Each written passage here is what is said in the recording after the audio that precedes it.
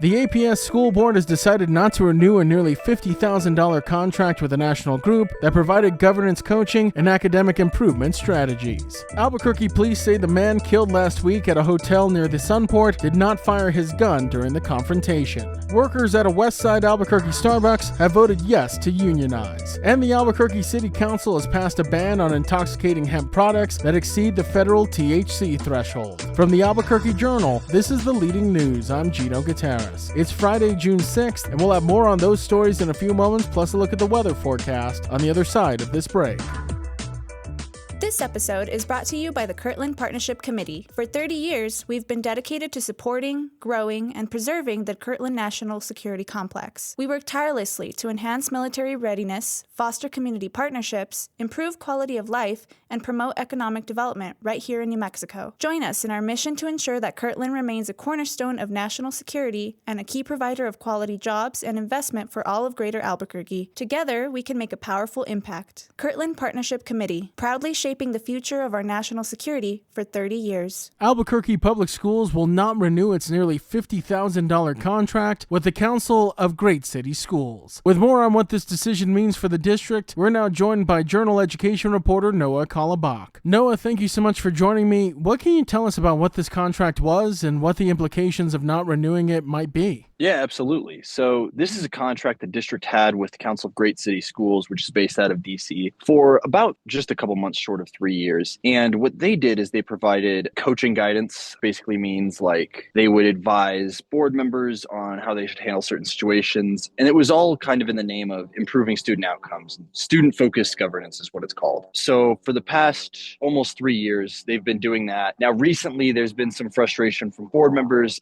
from a few concerned parents. So ultimately, the district decided, hey, we're going to put this out to RFP. We're going to let some other providers throw their hats in the ring, and we'll select one in the fall. And Noah, one of the interesting parts about your story is how you note that there was some division among the school board members when it came to making this decision. Yeah, so what we discovered through an IPA request is there was a little bit of a rift between the business-backed members of the board and the union-backed members. And some of it came down to, it was a couple of union members felt like they were utilizing coaching. The business kind of side of the board was utilizing coaching to their benefit. And that was kind of prevalent in the conversation that the board had on Wednesday. You had obviously Heather Benavides saying, well, I want a coach that doesn't pin us against each other. Through the email from Josefina Dominguez that we got, she was saying, well, it feels like the board's leadership, which would be, the president, Danielle Gonzalez, and then the vice president, Courtney Jackson, making calls that they were kind of behind the curve on. So that's pretty much what it boiled down to.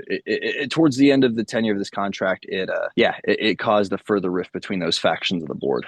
So Noah, obviously a very contentious issue that the board members had to navigate themselves through, but now that they're on the other side of this decision and they're not going to renew this contract, what comes next in this saga? Yeah, so the RFPs will go out, a request for proposal, and vendors will have until about August 1st to apply. School board, as they meet over the summer, will discuss some of the criteria they need, some of their unmet needs are, what went wrong with this last contract, and then they should, in one of their September meetings, I think they said September 17th, they plan on voting on a vendor.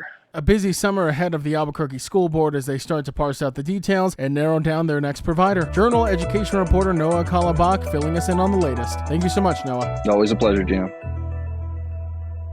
In other headlines from the newsroom, the Albuquerque police confirmed that Jorge Dominguez, who was shot and killed by officers outside a hotel near the Sunport on May 29th, did not fire his weapon during the confrontation. Dominguez, 39, was armed and being pursued after evading a SWAT standoff earlier that week. Police sent a K-9 officer, Rebel, to apprehend him. Rebel bit Dominguez and officers opened fire when they saw he was armed. Dominguez died at the scene and Rebel, shot in the face during the encounter, also died, becoming the first K-9 killed in the line of duty in the unit's history. This was the 6th police shooting involving Albuquerque police officers this year, 5 of which have been fatal. The department has faced increased scrutiny in recent years over unintended casualties, including bystanders and officers. Dominguez had a criminal history and was wanted on multiple warrants at the time of the incident. A news conference to share further investigation details is expected in 2 weeks. Starbucks workers at the 9965 Coors Bypass store on Albuquerque's west side voted unanimously to form a union on Wednesday. This This makes it the second unionized Starbucks in Albuquerque and part of a broader national movement that has seen over 600 stores unionized since late 2021. Barista trainer Crystal Martinez said the vote reflects the team's solidarity and desire for better working conditions that include more hours, fair treatment, and wages that match inflation. The first store to unionize was near Old Town in 2022. Starbucks acknowledged the workers' right to organize and committed to work with the employees regardless of their union status. An El Paso jury on Thursday delivered a not guilty verdict in the high-profile immigration case, rejecting a new Trump-era prosecution tactic that charges migrants with trespassing on newly designated military zones along the Texas and New Mexico border. The jury acquitted Adley Vanessa de la Cruz Alvarez, a Peruvian woman, of trespassing, but convicted her of illegal entry. Her case is among the first testing these new expanded charges, which stem from an April 2024 order establishing military zones along the 240-mile borderland. Defense attorneys argue she didn't know she was on military property, while prosecutors claim intent to cross illegally was enough. Legal setbacks to similar cases have occurred here in New Mexico, where hundreds of charges were recently dismissed or blocked. Still, prosecutors are exploring other legal strategies to continue such prosecutions, signaling ongoing tension over border enforcement policies. And the Albuquerque City Council voted 7-2 on Monday to restrict the sale of intoxicating hemp-derived products like Delta-8, Delta-10, and THC-A, citing concerns about children's access and unregulated THC levels. The new ordinance bans businesses from selling or manufacturing products that chemically alter hemp to exceed 0.3% THC, which is the federal legal limit. Anybody in violation of this risks having their license revoked. The ban affects items like gummies, vape cartridges, and hemp cigarettes, but not non-THC hemp or legal cannabis. Councilors raised concern about enforcement as the city lacks testing capabilities and would need additional resources to inspect retailers. Critics, including Councilors Brooke Brisson and Tabby Feeblecorn, question the feasibility and frame the measure as a prohibition rather than a regulation. The leading news is powered by the journalism of the Albuquerque Journal. If you enjoy hearing all of the stories we share with you here daily, please consider becoming a digital subscriber to the Journal by utilizing the discount code in our show notes. Every subscription helps support local journalism and allows us to bring you the stories that matter to you. Now taking a look at Albuquerque's weather forecast. Today you can expect sunny skies with a high near 92, and as for this evening, mostly clear with a low around 59. To keep up with all the latest news from the Albuquerque Journal, you can visit our website at abqjournal.com.